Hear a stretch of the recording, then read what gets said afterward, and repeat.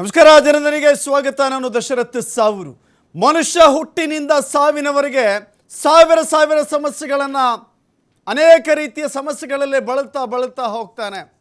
ಸಾವಿನ ನಂತರ ಅಂದರೆ ಸ್ಮಶಾನ ಸೇರಿದ ನಂತರವಾದರೂ ಕೂಡ ನೆಮ್ಮದಿಯಿಂದ ಇರಬೇಕಾ? ಆ ಸ್ಮಶಾನವಾದರೂ ನೆಮ್ಮದಿ ಇದೆಯಾ? ಸ್ಮಶಾನದಲ್ಲಿರುವಂಥ ಸಿಬ್ಬಂದಿಗಳಾದರೂ ನೆಮ್ಮದಿಯಿಂದಿದ್ದಾರಾ? ಸ್ಮಶಾನದಲ್ಲಿ ಕನಿಷ್ಠ ಸೌಕರ್ಯಗಳಿದೆಯಾ? ನಿಜಕ್ಕೂ ಕೂಡ ಪ್ರತಿ ಹಳ್ಳಿಗಳಿಗೆ ಹೋಗಿ ನೀವು, ಹಳ್ಳಿಗಳಲ್ಲಿ ಶಾಲೆಗಳಿಲ್ಲ, ಆಸ್ಪತ್ರೆಗಳಿಲ್ಲ, ರಸ್ತೆಗಳಿಲ್ಲ, ಚರಂಡಿ ಇಲ್ಲ, ಚರಂಡಿ ಸರಿಯಾಗಿಲ್ಲ, ಅಥವಾ ಬೀದಿ ದೀಪಗಳಿಲ್ಲ. ಇದೆಲ್ಲದರ ಜೊತೆ ಪ್ರತಿ ಊರಿನ ಸಮಸ್ಯೆ ಒಂದು ಸ್ಮಶಾನ ಇಲ್ಲ ನಮಗೆ ಅಂತ. ನಮ್ಮೂರಲ್ಲಂತೂ ಸ್ಮಶಾನ ಇಲ್ಲ. ಅನೇಕ ಹಳ್ಳಿಗಳು ಕೂಡ ಇವತ್ತಿಗೆ ಸ್ಮಶಾನವಿಲ್ಲದೆ ಒಂದು ರೀತಿ ಒದ್ದಾಡುವ ಸ್ಥಿತಿ. ಬೆಂಗಳೂರು ಬಿಟ್ಟರೆ ಮೈಸೂರು ನಮ್ಮ ಸಾಂಸ್ಕೃತಿಕ ನಗರಿ ಅಂತ ಕರಿತೀವಿ. ಮೈಸೂರು ಸುಸಜ್ಜಿತ ನಗರಿ, ಅದು ಒಂದು ವೆಲ್ ಪ್ಲಾನ್ಡ್ ಸಿಟಿ ನಮ್ಮ ಪ್ರಕಾರ. ಆದರೆ ಮೈಸೂರಲ್ಲೂ ಕೂಡ ಇಂಥದ್ದೊಂದು ದುಸ್ಥಿತಿ ಇದೆ ಅಂತ ಹೇಳಿದ್ರೆ ನಾವು ನಂಬಲಿಕ್ಕಾಗುತ್ತಾ? ಎಸ್, ನಂಬಲೇಬೇಕು. ಅಂಥದ್ದೇ ಒಂದು ಸ್ಟೋರಿಯನ್ನು ಇವತ್ತು ಜನದನಿಯಲ್ಲಿ ನಿಮ್ಮ ಮುಂದೆ ಇಡ್ತಾ ಇದ್ದೀವಿ. ಮೈಸೂರಿನ ಸ್ಮಶಾನದಲ್ಲಿ ನಿಜಕ್ಕೂ ಕೂಡ ಅಲ್ಲಿನ ಕೆಲಸ ಮಾಡುವಂಥ ಜನ ಪ್ರಾಣಿಗಳಿಗಿಂತಲೂ ಕಡೆಯಾಗಿ ಬದುಕ್ತಾ ಇದ್ದಾರೆ. ಸ್ಮಶಾನದಲ್ಲಿರುವಂಥ ಸಿಬ್ಬಂದಿ ಪ್ರಾಣಿಗಳಿಗೂ ಕಡೆಯಾಗಿ ಬದುಕ್ತಾ ಇದ್ದಾರೆ. ಅದೇನು ಸ್ಮಶಾನನೋ ಅನೈತಿಕ ತಾಣನೋ ಕೇಳಿ ಚಾಮುಂಡಿ ಬೆಟ್ಟದ ತಪ್ಪಲಿನಲ್ಲಿರುವಂಥ ಸ್ಮಶಾನ ಅವ್ಯವಸ್ಥೆಯಾಗಿದೆ. ಪಾಲಿಕೆ ಅಧಿಕಾರಿಗಳ ನಿರ್ಲಕ್ಷ್ಯ ಎದ್ದು ಕಾಣಿಸ್ತಾ ಇದೆ. ಅಲ್ಲಿ ಕುಡಿಯೋಕ್ಕೆ ನೀರಿಲ್ಲ, ಬೋರ್ವೆಲ್ ಹಾಳಾಗಿದೆ. ಮೈಸೂರು ಮಹಾನಗರ ಪಾಲಿಕೆ ಅಧಿಕಾರಿಗಳಿಗೆ ಸ್ಮಶಾನದಿಂದಲೂ ಶಾಪ ಹಾಕ್ತಾ ಇದ್ದಾರೆ. ಸ್ಮಶಾನದ ಶಾಪ ಇದು. ನೋಡಿ, ಕೇಳಲಿಕ್ಕೆ ತುಂಬ ಕೆಟ್ಟದಾಗಿ ಕಾಣಿಸುತ್ತೆ ಅಥವಾ ಕೆಟ್ಟದಾಗಿ ಅನಿಸುತ್ತೆ. ಮೈಸೂರು ಮಹಾನಗರ ಪಾಲಿಕೆ ಅಧಿಕಾರಿಗಳಿಗೆ ಸ್ಮಶಾನದ ಶಾಪ. ಸ್ಮಶಾನದಲ್ಲಿರುವಂಥ ಸಿಬ್ಬಂದಿ ಸ್ಮಶಾನದಿಂದಲೇ ಅವರಿಗೆ ಶಾಪ ಹಾಕ್ತಾ ಇದ್ದಾರೆ. ಇನ್ನೇನು ಬೇಕು? ಮೂಲ ಸೌಕರ್ಯದ ಕೊರತೆ, ಸಮಸ್ಯೆಗಳು ಒಂದಲ್ಲ ಎರಡಲ್ಲ. ಆ ಸ್ಮಶಾನದಲ್ಲಿ ಸಮಸ್ಯೆಗಳಿಗೆ ಕೊನೆಯೇ ಇಲ್ಲ. ಸಮಸ್ಯೆಗಳು ಜೀವಂತವಾಗಿ ಉಳಿದುಕೊಂಡಿದ್ದಾವೆ. ಜನ ಅಲ್ಲಿ ಶವವಾಗಿ ಮಲಗಿದ್ದಾರೆ, ಸಮಸ್ಯೆಗಳು ಮಾತ್ರ ಜೀವಂತವಾಗಿ ಉಳಿದುಕೊಂಡಿದ್ದಾವೆ. ಇದು ಮೈಸೂರಿನ ಸ್ಮಶಾನದ ಕತೆ. ಪಾಲಿಕೆ ಇಲ್ಲೊಂದು ಸ್ಮಶಾನ ಇದೆ ಅನ್ನೋದನ್ನೇ ಮರೆತು ಬಿಟ್ಟಿದೆ. ನಿರ್ವಹಣೆ ಇಲ್ಲ, ಕುಡಿಯೋ ನೀರಿಲ್ಲ, ಅಭಿವೃದ್ಧಿಗೆ ಅಷ್ಟೇ ಮನವಿ ಮಾಡಿದ್ರು ಕೇಳೋರಿಲ್ಲ. ಸ್ಮಶಾನ ಅಲ್ರಿ, ಯಾಕೆ ಅಭಿವೃದ್ಧಿ ಮಾಡಬೇಕು? ಸ್ಮಶಾನ ಅಭಿವೃದ್ಧಿ ಮಾಡೋಕ್ಕಾಗತ್ತಾ? ಅಧಿಕಾರಿಗಳು, ನಾನು ಈ ವರ್ಡ್ಗಳನ್ನ ಹೇಳಬಾರ್ದು, ಆ್ಯಕ್ಚುಲಿ ಈ ಥರದ್ದು ಬಳಸಬಾರ್ದು. ಅಧಿಕಾರಿಗಳಾಗಲಿ ಯಾರೇ ಆಗಲಿ, ಕೊನೆಗೆ ಸೇರೋದು ಇದೆ ಮಣ್ಣೆ. ಮನುಷ್ಯ ಹುಟ್ಟಿದ ಮೇಲೆ ಸಾಯಲೇಬೇಕು. ಇದೇ ಶಾಶ್ವತ. ಈ ಸ್ಮಶಾನವೇ ಶಾಶ್ವತ. ಎಲ್ಲರೂ ಇಲ್ಲಿಗೆ ಹೋಗಬೇಕಲ್ಲ. ನೋಡ್ತಾ ಇದ್ದೀರಿ ದೃಶ್ಯಾವಳಿಗಳಲ್ಲಿ, ಕುಡಿಯೋ ನೀರಿಗಾಗಿ ಬಿಂದಿಗೆ ಹಿಡಿದು ದೂರದ ಪ್ರದೇಶಕ್ಕೆ ಹೋಗಿ ನೀರು ತರಬೇಕು. ಇನ್ನು ಅವರು ವಾಸ ಮಾಡುವ ಮನೆ ನೋಡಿಬಿಟ್ರೆ ನಿಮಗೆ ಆ ಸಿಬ್ಬಂದಿ, ಅಲ್ಲಿ ಸ್ಮಶಾನದಲ್ಲಿ ಕೆಲಸ ಮಾಡುವ ಅವರು ಮನುಷ್ಯರು, ಅವರು ಜೀವಂತವಾಗಿ ಇದ್ದಾರಷ್ಟೇ ಅಲ್ಲಿನ ಸಮಸ್ಯೆಗಳ ಮಧ್ಯೆ. ಅವರು ಮಲಗುವ ಕೋಣೆ, ಅವರು ವಾಸ ಮಾಡುವಂಥ ರೂಮ್ ನೋಡಿಬಿಟ್ರೆ ನಿಮಗೆ ಆಶ್ಚರ್ಯ ಆಗುತ್ತೆ. ನಾಯಿಗೂಡಾದರೂ ದೊಡ್ಡದಾಗಿರುತ್ತೆ. ಅವರು ವಾಸ ಮಾಡುವ ಕೋಣೆ, ಶೌಚಾಲಯ, ಅದನ್ನು ಕೂಡ ತೋರಿಸ್ತೀವಿ ನಿಮಗೆ.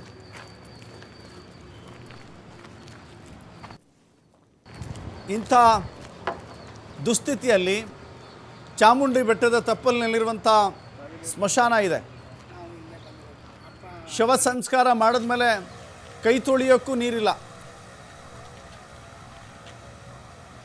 ಕೈ ತೊಳೆಯೋಕ್ಕೂ ನೀರಿಲ್ಲದಂಥ ಸ್ಥಿತಿಯಲ್ಲಿ ನೋಡಿ, ಇನ್ನೊಂದು ದೃಶ್ಯವನ್ನು ತೋರಿಸ್ತಾ ಇದ್ದೀವಿ. ಅದನ್ನೇ ಸ್ವಲ್ಪ ದೊಡ್ಡದಾಗೂ ಮಾಡಿದ್ರು ಇನ್ನೂ ಚೆನ್ನಾಗಿ ಕಾಣಿಸುತ್ತೆ. ಸ್ಮಶಾನವು ನೋಡಿ, ಒಬ್ಬ ಮಲಗಿರುವಂಥ ವ್ಯಕ್ತಿಯ ದೃಶ್ಯವನ್ನು ಕೂಡ ನಿಮಗೆ ತೋರಿಸ್ತಾ ಇದ್ದೀವಿ. ಈ ವ್ಯಕ್ತಿ ಇದ್ದಾನಲ್ಲ, ಸ್ಮಶಾನವನ್ನು ಕಾಯುವಂಥ ವ್ಯಕ್ತಿ. ಮಲಗಿರುವ ಜಾಗ ಯಾವುದು ಗೊತ್ತಾ ನಿಮಗೆ? ಮಲಗಿರುವ ಜಾಗ ಟಾಯ್ಲೆಟ್, ಶೌಚಾಲಯದಲ್ಲಿ ಆತ ಮಲಗಿದ್ದಾನೆ. ಆತ ಮಲಗಿರುವಂಥ ಜಾಗ ಶೌಚಾಲಯ. ಕಂಡಿದ್ದುಂಟಾ, ಕೇಳಿದ್ದುಂಟಾ? ನಾವು ನೋಡ್ತಾ ಇದ್ದೀವಿ ದೃಶ್ಯವನ್ನು, ಈ ದೃಶ್ಯಾವಳಿಗಳನ್ನು ನೋಡ್ತಾ ಇದ್ದೀವಿ. ಪ್ರಾಣಿಗಳಿಗಿಂತಲೂ ಕೂಡ ಕಡಿಯಾಗಿ ಅಲ್ಲಿ ಜೀವನ ಮಾಡ್ತಾ ಇದ್ದಾರೆ ಅಲ್ಲಿನ ಸಿಬ್ಬಂದಿ ಅನ್ನೋದಕ್ಕೆ ಈ ದೃಶ್ಯಕ್ಕಿಂತ ಸಾಕ್ಷಿ ಬೇಕಾ? ಅರೆ, ಕುಡಿಯೋಕೆ ನೀರಿಲ್ಲ, ಸರಿ ದೂರದಿಂದ ಎಲ್ಲೋ ತಗೊಂಬರ್ತೀವಪ್ಪ. ಕೈ ತೊಳೆಯೋಕೆ ನೀರಿಲ್ಲ, ಹೆಂಗೂ ಅಡ್ಜಸ್ಟ್ ಮಾಡ್ಕೊಳ್ಳೋಣ. ಟಾಯ್ಲೆಟಲ್ಲಿ ಮಲಗುವಂಥ ಸ್ಥಿತಿ ಇದೆ ಅಂದರೆ ಇಮ್ಯಾಜಿನ್ ಮಾಡ್ಕೊಳ್ಳಿಕ್ಕೆ ಸಾಧ್ಯನಾ? ಎಸ್, ಇಮ್ಯಾಜಿನ್ ಮಾಡ್ಕೊಳ್ಳೋದಲ್ಲ, ಕಣ್ಣಾರೆ ಕಾಣ್ತಾ ಇದ್ದೀವಿ ನಾವು, ನೋಡ್ತಾ ಇದ್ದೀವಿ ನಾವು ದೃಶ್ಯದಲ್ಲಿ. ಒಂದು ಕಡೆ ಬರ ಒಂದು ರೀತಿ ಬರಗಾಲ, ನೀರು ತರೋದಕ್ಕೆ ಬಿಂದಿಗಿಡಿದು ಕಿಲೋಮೀಟರ್ಗಟ್ಟಲೆ ಹೋಗಬೇಕು. ಮಲಗೋಕ್ಕೆ ಜಾಗ ಇಲ್ಲ, ಕೂತ್ಕೊಳ್ಳೋಕ್ಕೆ ಜಾಗ ಇಲ್ಲ ಅಂದರೆ ಶೌಚಾಲಯದಲ್ಲೇ ಮಲಗಬೇಕು. ಇದು ನಮ್ಮ ಹೆಮ್ಮೆಯ ಮೈಸೂರಿನ ಸ್ಮಶಾನದ ದೃಶ್ಯಾವಳಿಗಳು. ಯಾವುದೋ ಹಿಂದುಳಿದಿರುವ ಜಿಲ್ಲೆ, ಅತ್ಯಂತ ಹಿಂದುಳಿದಿರುವ ಜಿಲ್ಲೆಯನ್ನು, ಆ ಜಿಲ್ಲೆಯಲ್ಲಿ ಇಂಥ ಪರಿಸ್ಥಿತಿಯೂ ಇಲ್ಲ. ನಾನು ಯಾವುದೇ ಜಿಲ್ಲೆಯ ಹೆಸರು ಹೇಳೋದಿಲ್ಲ, ಆದರೆ ಮೈಸೂರು ಜಿಲ್ಲೆ ನಮ್ಮ ಐತಿಹಾಸಿಕ ಪಾರಂಪರಿಕ ಹಿನ್ನೆಲೆ ಇರುವಂಥ ಜಿಲ್ಲೆ.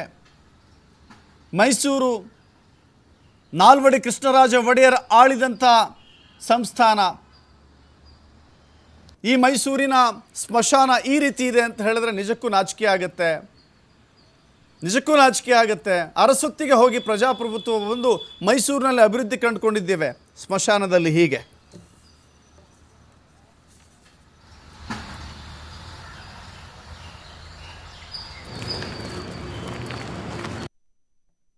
ಇದೆ ಈ ಬೋರ್ವೆಲ್ ಸ್ಟಾರ್ಟಿಂಗ್ ಅಲ್ಲಿ 2007 ಚೆನ್ನಾಗಿತ್ತು. ಅದಾದ್ಮೇಲೆ ಒಂದ್ 3 ವರ್ಷ ಆದ್ಮೇಲೆ ಕೆಟ್ಟೋಗ್ಬಿಡ್ತು. ಅವ್ರು ವಸ್ತು ತಗ್ಸಿದ್ರು. ಆ ಬೋರ್ವೆಲ್ ಪಾಪ ನಿಂಗಣ್ಣನವರು ರೆಡಿ ಮಾಡ್ಸಿದ್ರು, ಕಾರ್ಪೊರೇಷನ್ ಗೆ ಕಂಪ್ಲೇಂಟ್ ಕೊಟ್ಬಿಟ್ಟು ರೆಡಿ ಮಾಡ್ಸಿದ್ರು. ತಿರ್ಗಾ ಇಲ್ಲಿ ಬರೋರು, ಊತಾಕೋರು ಮತ್ತೆ ಕಾರ್ಯ ಮಾಡೋರು ಬಂದವರು ಮುರ್ದಾಕ್ಬಿಟ್ಟು ಹೋಯ್ತಾರೆ. ಅದರಿಂದ ಇಲ್ಲಿ ನೀರ್ದು ವ್ಯವಸ್ಥೆ ಇಲ್ಲ. ನಾವು ಗಿಡ ನೆಟ್ಟಿದೀನಿ, ಒಂದು ನೇರಳು ಬರ್ಲಿ ಸಮಾಧಿ ಇದೆಯಲ್ವಾ, ಅಲ್ಲಿ ಎಲ್ಲ ನಮ್ಮಮ್ಮ ಅವ್ರದ್ದು, ಅಲ್ಲಿ ಒಂದ್ ಸ್ವಲ್ಪ ಅಕ್ಕಪಕ್ಕದವ್ರದ್ದೆಲ್ಲ ಕ್ಲೀನ್ ಮಾಡ್ತೀನಿ, ಕಸ ಗುಡಿಸ್ತೀನಿ, ಎಲ್ಲಾ ಮಾಡ್ತೀನಿ. ಮಾಡ್ಬಿಟ್ಟು ದೀಪ ಹಚ್ಬಿಟ್ಟು ನಾನು ಹೋಗ್ತೀನಿ. ಇದೆ ಈ ಬೋರ್ವೆಲ್ ಸ್ಟಾರ್ಟಿಂಗ್ ಅಲ್ಲಿ 2007 ಚೆನ್ನಾಗಿತ್ತು. ಅದಾದ್ಮೇಲೆ ಒಂದ್ 3 ವರ್ಷ ಆದ್ಮೇಲೆ ಮೈಸೂರಿನ ಹೃದಯ ಭಾಗದಲ್ಲಿರೋಂಥದ್ದು ರುದ್ರಭೂಮಿ. ಎಲ್ಲ ಪ್ರತಿಯೊಂದು ಏರಿಯಾದಿಂದನೂ ಬಂದು ಇಲ್ಲೇ ರುದ್ರಭೂಮಿಲಿ ಶವ ಸಂಸ್ಕಾರ ಎಲ್ಲ ಮಾಡ್ತಾರೆ. ಈ ಶವ ಸಂಸ್ಕಾರ ಮಾಡಕ್ಕೆ ಇಲ್ಲಿ ಒಂದು ಕ್ಲೀನ್ನೆಸ್ ಇಲ್ಲ. ಮತ್ತೆ ಇಲ್ಲಿ ಸುಮಾರು ವರ್ಷ ಆಗಿದೆ, ಕಲ್ಯಾಣಿ ಕೊಳ ಇದೆ, ಅದರಲ್ಲಿ ನೀರಿಲ್ಲ. ಮತ್ತೆ ಬಂದು ಸಾವಿಗೆ ಏನಾದ್ರು ಅಂತ್ಯಕ್ರಿಯೆ ಮಾಡಬೇಕು ಅಂದ್ರೆ ಇಲ್ಲಿ ನೀರಿನ ವ್ಯವಸ್ಥೆನೂ ಇಲ್ಲ, ಎಲ್ಲ ಅವ್ಯವಸ್ಥೆ ಇದೆ. ಮತ್ತೆ ಏನಾದ್ರು ಒಂದು ಮಾಡ್ಬೇಕು, ಅಲ್ಲಿ ಇದತ್ರಕ್ಕೆ ಹೋಗ್ಬೇಕು ಅಂದ್ರೆ, ರುದ್ರಭೂಮಿ ಹತ್ರಕ್ಕೆ ಹೋಗ್ಬೇಕು ಅಂದ್ರೆ ಈ ಗಿಡ ಗಂಟೆಗಳೆಲ್ಲ ಬೆಳ್ಕೊಂಡಿದೆ, ಏನು ಅಲ್ಲಿ ಹೋಗೋದಕ್ಕೆ ಆಗೋದಿಲ್ಲ. ಮತ್ತೆ ಅವುಗಳು ಸ್ನೇಕ್ಸ್ಗಳು ಕಾಟ ಇದೆ. ಈಗ ಏನೋ ಯಾವುದೋ ದುಃಖದಲ್ಲಿ ಬಂದಿರ್ತಾರೆ, ಎಲ್ಲೋ ಆ ಕಡೆ ಮುಡ್ಗಕ್ಕೆ ಹೋಗಿ ಏನೋ ಒಂದು ಹೆಚ್ಚು ಕಮ್ಮಿ ಆದ್ರೂ ನೇರ ಹೊಣೆ ನಗರ ಪಾಲಿಕೆಯವ್ರು ಆಗ್ತಾರೆ. ಈ ನಗರ ಪಾಲಿಕೆಯವ್ರಿಗೆ ಎಷ್ಟು ಹೇಳಿದ್ರು ಕೇಳ್ತಾ ಇಲ್ಲ. ಈಗ AC ಅವ್ರಿಗೆ ಗಮನಕ್ಕೆ ತಂದಿದ್ದೀನಿ, ಮತ್ತೆ ಇವರ ಹೆಲ್ತ್ ಇನ್ಸ್ಪೆಕ್ಟರ್ ಅವ್ರಿಗೆ ಎಲ್ಲರಿಗೂ ತಂದಿದ್ದೀನಿ. ಇಲ್ಲಿ ವಾಚ್ಮೆನ್ ಅನ್ನೋರು ಇರೋದೇ ಇಲ್ಲ. ಯಾರೋ ವೆಂಕಟೇಶ್ ಅಂತ ಇರ್ತಾರೆ, ಒಂದು ಬೋರ್ಡ್ ಹಾಕಿದ್ದಾರೆ, ಅವ್ರು ಫೋನ್ ಮಾಡಿದ್ರೆ ಬರ್ತಾರೆ, ಸರ್ ಇನ್ನೊಂದು ರುದ್ರಭೂಮಿಲಿ ಇದ್ದೀನಿ ಅಂತ ಹೇಳ್ತಾರೆ.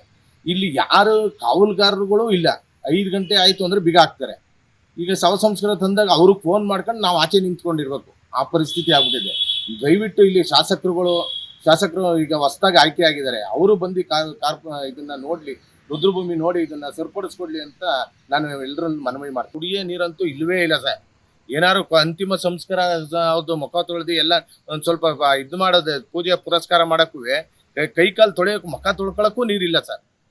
ಅಧಿಕಾರಿಗಳಿಗೆ ಎಷ್ಟು ಮನವಿ ಮಾಡಿದ್ರು ಕೇಳ್ತಿಲ್ಲ. ನೋಡಿ, 2 ಬೋರ್ವೆಲ್ ಇದೆ ಸರ್.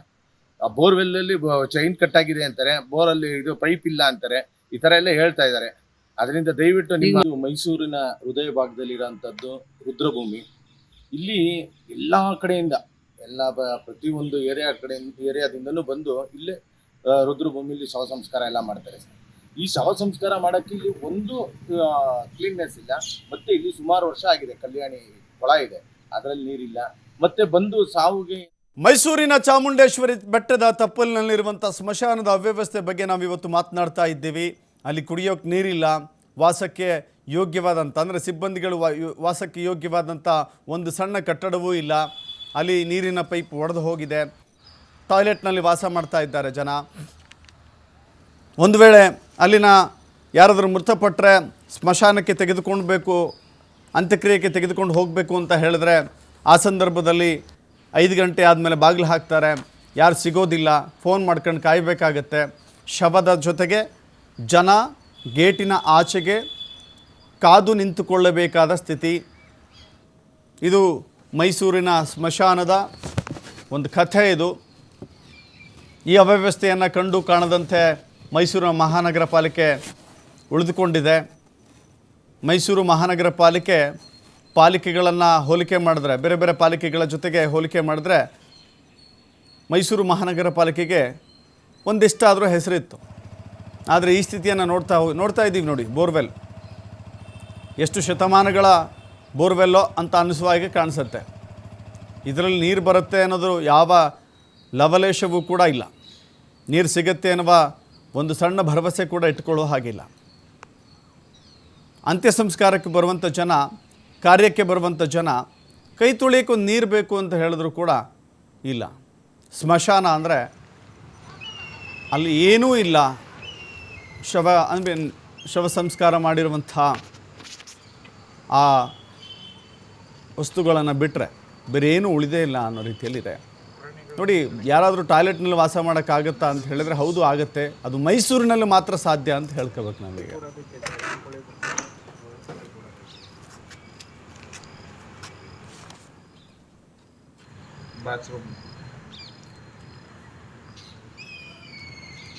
ಎಸ್, ನಮ್ಮ ಜೊತೆ ಮಾತನಾಡಲಿಕ್ಕೆ ಇದೀಗ ಪವನ್ ಸಿದ್ದರಾಮ ಅವರು ಸಂಪರ್ಕಕ್ಕೆ ಬಂದಿದ್ದಾರೆ.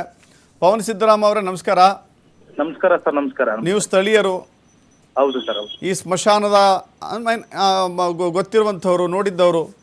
ಹೌದು ಸರ್. ಹೌದು. ಏನು ಅವ್ಯವಸ್ಥೆನ ನೀವು ಕಂಡುಕೊಂಡಿದ್ದೀರಿ ಸರ್? ಇದೇನು ಅಂತಂದ್ರೆ ಮೈಸೂರು ನಗರಕ್ಕೆ ತುಂಬಾ ದೊಡ್ಡದಾದಂತ ಸ್ಮಶಾನ ಇದು, ಪಾಲಿಕೆ ವ್ಯಾಪ್ತಿಗೆ ಬರ್ತದೆ. ಅಲ್ಲೇ ಉಳೋದು ಮತ್ತೆ ಸುಡೋ ಸ್ಮಶಾನ ಎರಡೂ ಕೂಡ ಅಲ್ಲೇ ಆ ಭಾಗದಲ್ಲಿ ಇದೆ. ಇದು ಮೈಸೂರು ನಗರದ ಊಟಿ ಮುಖ್ಯ ರಸ್ತೆಗೆ ಹೊಂದ್ಕೊಂಡಂತೆ ಇರತಕ್ಕಂತ ಸ್ಮಶಾನ ಇದು. ಜೊತೆಗೆ ಪಕ್ಕದಲ್ಲಿ ಸುತ್ತೂರು ಮಠ ಇದೆ, ಈ ಕಡೆಗೆ ಸುತ್ತೂರು ಮಠದ ಸಂಸ್ಥೆಗೆ ಅಧೀನವಾಗಿರ್ತಕ್ಕಂಥದ್ದು ಪದವಿ ಪೂರ್ವ ಕಾಲೇಜು ಕೂಡ ಈ ಇದಕ್ಕೂ ಹೊಂದ್ಕೊಂಡಂಗಿದೆ. ಇದು ಎದುರಿಗೆ ಈಗ ಹೆಸರುವಾಸಿಯಾಗಿರ್ತಕ್ಕಂಥ ಅಬಲ ಆಶ್ರಮ ಏನ್ ಶಕ್ತಿಧಾಮ ಇದೆ, ಅದು ಕೂಡ ಈ ಸ್ಮಶಾನದ ಎದುರುಗಡೆನೆ ಬರ್ತಕ್ಕಂಥ ಜಾಗ. ಅಂದ್ರೆ ಪುನೀತ್ ರಾಜ್ಕುಮಾರ್ ಅವರ ಶಕ್ತಿಧಾಮ. ಶಕ್ತಿಧಾಮ ಹೌದು ಸರ್. ಆ ಶಕ್ತಿಧಾಮನು ಕೂಡ ಇದು ಎದುರಿನೇ ಬರ್ತಕ್ಕಂಥ ಕಾರಣದಲ್ಲೇ 30 ಮೀಟರ್ ಅಂತರದಲ್ಲಿ ಇದೆ ಸರ್ ಇದು. ಆಮೇಲೆ ಜೊತೆಗೆ ಈ ಚಾಮುಂಡಿ ಬೆಟ್ಟಕ್ಕೆ ವಾಯುವಿಹಾರಕ್ಕೆ ತಳ್ಳಕ್ಕಂತ ಚಾಮುಂಡಿ ಬೆಟ್ಟಕ್ಕೆ ಮೆಟ್ಲು ಹತ್ತಕ್ಕೆ ಹೋಗೋ ಅಂತ ಮಾರ್ಗನೂ ಕೂಡ ಇದೆ ಇದು. ಹಾಗಾಗಿ ಏನಂತದೆ, ಮೈಸೂರು ನಗರ ಭಾಗದಲ್ಲಿ ದೊಡ್ಡ ಸ್ಮಶಾನ ಆಗಿರೋದ್ರಿಂದ ಜನರಲ್ಲಿ ಒಂದು ನಂಬಿಕೆ ಏನಂತ ಅಂದ್ರೆ ಚಾಮುಂಡಿ ಬೆಟ್ಟದ ತಾಯಿಯ ತಪ್ಪಲಲ್ಲಿ ಏನಾದ್ರು ಊತ್ರೆ ಏನೋ ಒಂದು ಮುಕ್ತಿ ಸಿಗುತ್ತೆ ಅಂತಕ್ಕಂಥದ್ದು ಜನರ ಭಾವನೆ ಮತ್ತು ನಂಬಿಕೆ. ನಿಜ ನಿಜ ನಿಜ. ಈ ವಿಚಾರದಲ್ಲಿ ಏನ್ ಮಾಡ್ತಾರೆ, ಎಲ್ಲ ಇಲ್ಲಿ ಊಳಕ್ಕೆ ಎಲ್ಲಾ ಭಾಗದಿಂದನೂ ನಗರ ಭಾಗದಲ್ಲಿ ಇರ್ತಕ್ಕಂಥವ್ರು ಅತಿ ಹೆಚ್ಚುವಾಗಿ ಬರೋದ್ರಿಂದ, ಜೊತೆಗೆ ಇಲ್ಲಿ ಏನಾಗಿದೆ ಅಂತ ಅಂದ್ರೆ ಅಪಾರವಾದ ಒಂದು ಗೋರಿಗಳಿದೆ, ಗಿಡ ಗಂಟೆಗಳು ಬೆಳ್ಕೊಂಡಿದೆ. ಅಲ್ಲಿ ನಿರ್ವಹಣೆ ಕೂಡ ಏನೂ ಇಲ್ಲ. ನಮ್ಮ ಮೈಸೂರು ನಗರ ಏನಕ್ಕೆ ಹೆಸರುವಾಸಿ ಅಂತ ಅಂದ್ರೆ ನೈರ್ಮಲ್ಯತೆಯಿಂದ ಕೂಡಿರ್ತಕ್ಕಂಥದ್ದು, ಸ್ವಚ್ಛ ನಗರಿ ಅಂತ ಗರಿಮೆಗಳನ್ನ ಹೊಂದಿರ್ತಕ್ಕಂಥ ನಮ್ದು ಮೈಸೂರು ನಗರ. ಇಂಥ ಮೈಸೂರು ನಗರದಲ್ಲಿ ಪಾಲಿಕೆ ಅಧಿಕಾರಿಗಳಾಗಿರ್ಬೋದು, ಸಂಸದರಾಗಿರ್ಬೋದು, ಅಲ್ಲಿನ ಸ್ಥಳೀಯ ಶಾಸಕರಾಗಿರ್ಬೋದು, ಇವರೆಲ್ಲ ನಿರ್ಲಕ್ಷ್ಯ ಧೋರಣೆಯಿಂದ ಏನಾಗಿದೆ, ಇಲ್ಲಿ ಅಶುಚಿ ಮತ್ತು ಅನೈರ್ಮಲ್ಯತೆ ಅಭದ್ರತೆಯಿಂದ ಕೂಡಿರ್ತಕ್ಕಂಥ ಜಾಗ ಆಗಿದೆ. ದಯಮಾಡಿ ನಾನು ಪಾಲಿಕೆ ಆಯುಕ್ತರಲ್ಲಿ ಮತ್ತೆ ಅಧಿಕಾರಿಗಳಲ್ಲಿ ನಾನು ಒತ್ತಾಯ ಮಾಡೋದು ಏನಂತ ಅಂದ್ರೆ ಸರ್, ಇಲ್ಲಿ ಬಂದು ನೀವು ಅಲ್ಲಿ ಎಷ್ಟೊಂದು ಗೋರಿಗಳಿವೆ, ದಯಮಾಡಿ ಗೋರಿ ಎಲ್ಲ ಮೇಲೆ ಗಿಡ ಗಂಟೆಗಳೆಲ್ಲ ಬೆಳ್ಕೊಂಡಿದಾವೆ, ಅದನ್ನ ಕಾರ್ಯ ಮಾಡ್ಬೇಕು ಅಂತ ಅಂದ್ರೆ ಅಲ್ಲಿ ಸಂಬಂಧಪಟ್ಟ ಒಂದು ಫೋನ್ ಮಾಡ್ಬೇಕು, ಅವ್ನ್ ಕರ್ಸ್ಬೇಕು, ಕ್ಲೀನ್ ಮಾಡ್ಬೇಕು, ಎಲ್ಲ ಇದ್ ಮಾಡ್ಬೇಕು. ಇದು ಏನಾಗ್ತಿದೆ ಅಂತಂದ್ರೆ ಇದು ಅನೈತಿಕ ಚಟುವಟಿಕೆಗಳಿಗೆ ಏನಾಗ್ತಿದೆ, ಮಾರ್ಗ ಆಗ್ತಾ ಇದೆ ಸರ್. ಹಾಗಾಗಿ ನಾವು ಇನ್ನೊಂದು ದೃಶ್ಯ ನೋಡ್ತಾ ಇದ್ದೀವಿ ಪವನ್ ಅವರೇ, ಅಲ್ಲಿರುವಂತ ಸಿಬ್ಬಂದಿಗಳಿದ್ದಾರಲ್ಲ ಅವ್ರಿಗೆ ವಾಸಕ್ಕೆ ಅಥವಾ ಕೂತ್ಕೊಳ್ಳಕ್ಕೆ ನಿಂತ್ಕೊಳ್ಳೋಕ್ಕೂ ಜಾಗ ಇಲ್ಲ, ಟಾಯ್ಲೆಟ್ ಅಲ್ಲಿ ಮಲಗಿರುವಂತ ದೃಶ್ಯ ನೋಡ್ತಾ ಇದ್ದೀವಿ. ಹೌದು ಸರ್, ಅವ್ರಷ್ಟೇ ಅಂತ ಅಲ್ಲ ಸರ್, ಜೊತೆಗೆ ಈಗ ಸ್ಮಶಾನಕ್ಕೆ ಕಾರ್ಯ ಮಾಡಕ್ ಬಂದಾಗ, ಶವ ಸಂಸ್ಕಾರ ಮಾಡಕ್ ಬಂದಾಗ ವಯಸ್ಸಾದವರು, ಮಹಿಳೆಯರು, ವೃದ್ಧರು ಕುತ್ಕೊಳ್ಳಕ್ಕೆ ಈ ಮಂಟಪಗಳು ಅಂತ ಕಟ್ಟಿರ್ತಾರಲ್ಲ, ಆ ಮಂಟಪಗಳಲ್ಲೂ ಕೂಡ ಸ್ವಚ್ಛತೆ ಇಲ್ಲ ಸರ್. ಅಲ್ಲಿ ಎಲ್ಲಿ ನೋಡಿದ್ರು ಮದ್ಯದ ಬಾಟ್ಲಿಗಳು ಬಿದ್ದಿರ್ತದೆ, ಸಿಗರೇಟ್ ಪಾಕ್ಗಳು ಬಿದ್ದಿರ್ತವೆ, ಇಲ್ಲೆಲ್ಲ ಬಿದ್ದಿರ್ತಕ್ಕಂಥ ಇದಾಗ ಹೆಂಗರುಗಳು ಸಾಕಷ್ಟು ಜನ ಇವರು ಎದುರಿಕೆಯಿಂದ ಅಲ್ಲಿ ಕಾಲ ಕಳೆಯುವಂತ ಸಂದರ್ಭ ಇದೆ. ಓಕೆ. ಹಾಗಾಗಿ ಅಲ್ಲಿ ಶುಚಿತ್ವನೇ ಮೀನು ಸ್ಮಶಾನದಲ್ಲಿ ಕಾಪಾಡ್ಕೋಬೇಕಾಗಿರೋದು. ಆ ಶುಚಿತ್ವ ಎಲ್ಲೂ ಕೂಡ ಕಾಣ್ತಾ ಇಲ್ಲ. ಆಮೇಲೆ ಜೊತೆಗೆ ಈ ಸ್ಮಶಾನ ಇದೆಲ್ಲ ಸರ್, ವಿಸ್ತೀರ್ಣ ತುಂಬಾ ದೊಡ್ಡದಿದೆ. ಅಲ್ಲಿ ನೀವು ಕ್ಲೀನ್ ಮಾಡಿದ್ರೆ ನೀವು ಇಲ್ಲಿ ನಿಂತ್ಕೊಂಡು, ನಾವು ರೋಡ್ ಅಲ್ಲಿ ನಿಂತ್ಕೊಂಡು ಅಲ್ಲಿ ಎಷ್ಟು ದೊಡ್ಡದು ವಿಸ್ತೀರ್ಣ ಇದೆ ಅಷ್ಟು ಗೋರಿನ ರೋಡ್ ಯಾವ್ದೋ ಒಂದ್ ಮೂಲೆಯಲ್ಲಿ ನಿಂತ್ಕೊಂಡು ಲೆಕ್ಕ ಹಾಕ್ಬೇಕು. ಆ ಮಟ್ಟಿಗೆ ಅಲ್ಲಿ ಗಿಡ ಗಂಟೆಗಳನ್ನಾಗ್ಲಿ ಎಲ್ಲದನ್ನು ಕ್ಲೀನ್ ಮಾಡಬೇಕು ಅಂತಕ್ಕಂಥ ನಾನು ಒತ್ತಾಯ ಮಾಡಕ್ ಇಷ್ಟಪಡ್ತೀನಿ ಪಾಲಿಕೆ ಅಧಿಕಾರಿಗಳಲ್ಲಿ. ಅಲ್ಲ, ಯಾಕೆಷ್ಟು ನಿರ್ಲಕ್ಷ್ಯ ವಹಿಸಿದ್ದಾರೆ ಅದು ಹೇಳಿ ಕೇಳಿ. ಮೈಸೂರು ಅಂತ ಹೇಳಿದ್ರೆ ಒಂದು ಕಲ್ಪನೆ ಇರುತ್ತೆ ರೀ. ಮೈಸೂರು ಅಂತ ಹೇಳಿದ್ರೆ ನಮ್ಗೆ ಅರಮನೆ ಕಲ್ಪನೆಗೆ ಬರುತ್ತೆ, ಚಾಮುಂಡೇಶ್ವರಿ ಬೆಟ್ಟ ಕಲ್ಪನೆಗೆ ಬರುತ್ತೆ, ಒಂದು ಸುಂದರವಾದ ನಗರ ಕಲ್ಪನೆಗೆ ಬರುತ್ತೆ. ಆದರೆ ಈ ಮೈಸೂರಲ್ಲಿ ಇಂಥ ಜಾಗ ಇದೆ, ಇಂಥ ಸ್ಥಳ ಇದೆ ಅಂತ ಹೇಳ್ಕೊಳ್ಳೋಕ್ಕೂ ಕೂಡ ನಾವು ಯೋಚನೆ ಮಾಡ್ಲಿಕ್ಕೂ ಸಾಧ್ಯವಿಲ್ಲವಲ್ಲ ಅಂತ. ಹೌದು ಸರ್, ಈಗ ಬಹುತೇಕ ದೊಡ್ಡ ದೊಡ್ಡ ವಿಚಾರಗಳಲ್ಲಿ ನೀವೇ ಈಗ ಹೇಳ್ದಂಗೆ ನಮ್ ಶಕ್ತಿಧಾಮನು ಕೂಡ ಅದೇ ರೋಡಲ್ಲಿ ಬರುತ್ತೆ. ನಿಮ್ಗೆ ಹೇಳ್ತಾ ಇದೀನಲ್ಲ, ನಾನು ಪದವಿ ಪೂರ್ವ ಕಾಲೇಜು ಕೂಡ ಅದಕ್ಕೆ ಹೊಂದ್ಕೊಂಡಂಗೆ ಇದೆ. ಇಲ್ಲಿ ಯಾಕೆ ಇಲ್ಲಿ ಪಾಲಿಕೆ ಅಧಿಕಾರಿಗಳು ನಿರ್ಲಕ್ಷ್ಯ ಮಾತ್ರ ಎತ್ತು ತೋರ್ತಾ ಇದೆ. ಹಾಗಾಗಿ ಇಲ್ಲಿ ಸೆಕ್ಯೂರಿಟಿ ಆಗ್ಲಿ, ಜೊತೆಗೆ ಅಲ್ಲಿ ಸಿಬ್ಬಂದಿಗಳ ನೇಮಕ ಆಗ್ಲಿ, ಅವ್ರಿಗೆ ಏನ್ ಕೊಡ್ಬೇಕು, ಅವ್ರಿಗೆ ಇದನ್ನ ವ್ಯವಸ್ಥೆಗಳನ್ನ ಸರಿಯಾಗಿ ಕೊಟ್ರೆ ಅದು ನೀಟಾಗಿ ಕೆಲಸ ಆಗುತ್ತೆ ಅಂತಕ್ಕಂಥ ನನ್ಗೆ ತಿಳಿದಿರ್ತಕ್ಕಂಥ ವಿಚಾರ. ಆಗಾಗ ನಾನು ಕೆಲವಷ್ಟು ವಿಷಯಗಳನ್ನು ಗಮನಿಸ್ತಾ ಇರ್ತೀವಿ. ಮೈಸೂರು ಮಹಾರಾಜರನ್ನ ಬಿಟ್ರೆ ಮೈಸೂರನ್ನ ಅಭಿವೃದ್ಧಿ ಮಾಡಿದ್ ನಾನೇ ಅಂತ ಒಬ್ರು ಹೇಳ್ತಾರೆ ಸರ್. ಹೇಳಕ್ಕೇನೋ ಈಗ ಹೇಳಿ ಸರ್, ಇಡೀ ಮೈಸೂರ್ನ ಉದ್ಧಾರ ಮಾಡಿರೋದೇ ನಾವು ಅಂತ ಹೇಳ್ತಾರೆ. ಮೈಸೂರ್ನ ನಾವು ಅವ್ರ ಮಹಾರಾಜರು ಬಿಟ್ರೆ ಈಗ ಅದನ್ನ ಕಾಪಾಡಿರೋದೇ ನಾವು ಅಂತ ಎದೆ ತಟ್ಕೊಂಡು ಹೇಳ್ತಕ್ಕಂಥವ್ರಿಗೆ ಇವತ್ತು ಕೇಳಿ ನೀವು ಪ್ರಶ್ನೆನ ದಯಮಾಡಿ ಅವರಲ್ಲಿ. ನಾವು ಅವ್ರಿಗೂ ಕೂಡ ಇದನ್ನೇ ಒತ್ತಾಯ ಮಾಡಕ್ ಮಾಡ್ತೀವಿ. ಗೊತ್ತಾಗುತ್ತೆ ಸರ್, ಗೊತ್ತಾಗಿದೆ. ದಯಮಾಡಿ ನನಗೂ ಅರ್ಥ ಆಗುತ್ತೆ. ನಾನು ಯಾರೇ ಆದ್ರೂ ಅವ್ರ ಹತ್ರನು ಒತ್ತಾಯ ಮಾಡೋದಷ್ಟೇ. ಇಲ್ಲಿ ನಾನು ಈ ವಿಚಾರದಲ್ಲಿ, ಸಾರ್ವಜನಿಕ ವಿಚಾರದಲ್ಲಿ ಯಾವುದೇ ರೀತಿಯ ರಾಜಕಾರಣ ಮಾಡ್ಲಿಕ್ಕೆ ಇಷ್ಟಪಡಲ್ಲ.